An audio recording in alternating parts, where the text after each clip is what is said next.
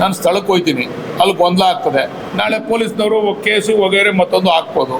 ಆ ಗೊಂದಲಕ್ಕೆ ಅವಕಾಶ ಮಾಡೋದು ಬೇಡ ಅಂತೇಳಿ ನಾನು ಇಲ್ಲೇ ಕರೆದಿದ್ದೆ. ಈಗ ಒಂದು 8 ತಿಂಗಳ ಹಿಂದೆ ನಾನು ಇಲ್ಲೇನೆ ಒಂದು ಇದೇ ಥರ ರೈತರುಗಳು ಬನ್ನಿ ನೀವು ನಾನು ಚರ್ಚೆ ಮಾಡೋಣ ಅಂತ ಕರೆದ್ರೆ ಅವರು ಜನತಾದಳದವ್ರು ಏನು ಮಾಡಿದ್ರು, ನೀವು ಟೆಂಪೋ ಮಾಡ್ಕೊಂಡು ಹೋಗಿ, ನೀವು ಲಾರಿ ಮಾಡ್ಕೊಂಡು ಹೋಗಿ ಒಂದು 3,000 ಜನ ಗಲಾಟೆ ಮಾಡಿ ಅಂತ ಅಂದಾಗ ನಾನು ಹೆಂಗೆ ಸಭೆ ಈ ಜನ ಬಂದಿದ್ರು ಇವ್ರು ಅದನ್ನೇ ಹೇಳಿದೆ. ನಾನು ನಿಮ್ಮನ್ನು ಈಗಾಗಲೇ 8 ತಿಂಗಳಿಂದ ಕರೆದಿದ್ನಲ್ಲ, ನೀವು ಇದೇ ತಿಂತು ಬಂದಿರೋ ಅವತ್ತು ನಾನು ಸಾಧಕ ಚರ್ಚೆ ಮಾಡ್ತಿದ್ದೆ.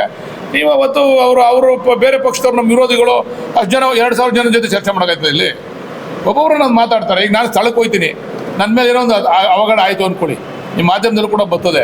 ಅವಘಡ ಆದಾಗ ಅವ್ರ ಮೇಲೆ ಕೇಸ್ ಹಾಕಬೇಕು, ನಮ್ಮ ಹೆಣ್ಮಕ್ಳ ಮೇಲೆ ನಮ್ಮ ರೈತರ ಮೇಲೆ ಕೇಸ್ ಹಾಕ್ಸ್ಬೇಕಾ? ನಾನು ಇದಕ್ಕೆ ಅವಕಾಶ ಮಾಡೋದು ಕೊಡೋದು ಬೇಡ ಅಂತ ನಾನು ಹೋಗಲಿಲ್ಲ ಅಷ್ಟೇ.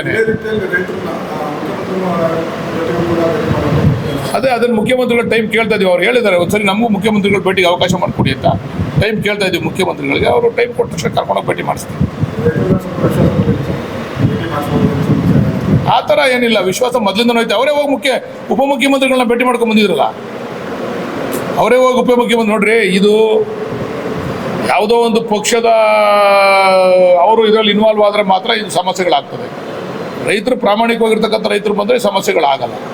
ಯಾರೋ ಹಿಂದ್ಗಡೆಯಿಂದ ಒಬ್ಬ ಏನೋ ಅವಘಡ ಮಾಡ್ತಾನೆ, ಆವಾಗ ಅದಕ್ಕೆ ಇಡೀ ರೈತರ ವ್ಯವಸ್ಥೆಗೆ ಧಕ್ಕೆ ಬರಲ್ವಾ? ಅದು ಆಗಬಾರ್ದು ಅಂತ ದೃಷ್ಟಿ ಅಷ್ಟೇ. ನಾವು ಕರೆದಿದ್ದು ಇಲ್ಲೇ ಮಾತಾಡೋಣ ಬನ್ನಿ ಅಂತ. ಅವರು ಅವತ್ತೊಂದು ಸ್ಥಿತಿನಲ್ಲಿ ಅವರು ಆ ರೀತಿ ತೀರ್ಮಾನ ತೊಗೊಂಡಾಗ ನಾವು ಅದನ್ನು ಕ್ಯಾನ್ಸಲ್ ಮಾಡಿದೆವು. ಸುಮ್ಮನೆ ಇದೊಂದು ನ್ಯೂಸೆನ್ಸ್ ಆಯ್ತದೆ ಬೇಡ ಅಂತೇಳಿ ಕ್ಯಾನ್ಸಲ್ ಮಾಡಿದೆ. ನಾನು ಹಳ್ಳಿಗೂ ಹೋಗಿದ್ದೆ, ಅವಾಗ ನಮ್ಮ ಹೆಣ್ಮಕ್ಳೆಲ್ಲ ಅಡ್ಡ ಹಾಕೊಂಡು ನಾನು ಕೇಳಿದ್ರು, ಆಯ್ತು ಬಿಡ್ರವ ಸರ್ಕಾರದ ಮಟ್ಟದಲ್ಲಿ ಮಾತಾಡ್ತೀನಿ ಅಂತ. ಅವತ್ತು ಕೂಡ ಸುಮಾರು ಜನ ಬೈಯೋದು ಮಾಡಿದ್ರು.